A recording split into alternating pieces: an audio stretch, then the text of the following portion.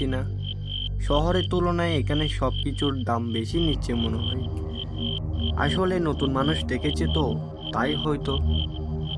তবে আজকে কাকাবাবু কি যে বললো তখন রাস্তায়, কিছুই তো বুঝলাম না। যাই হোক, আমাদের অত বুঝে কাজ নেই। বইকে মনে প্রশ্রয় দিলে বই মনে জেগে বসে। কে কে দরজা ধাক্কায়? যদি চোর হও বলছি, টাকা নাই, এখন ঘুমাবো। সারাদিন অনেক ঘুরেছি গ্রামে।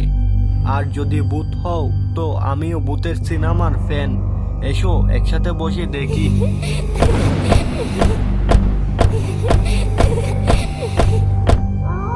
শোনো, কৌতুক করছি না, সত্যি ভয় লাগছে কিন্তু এখন।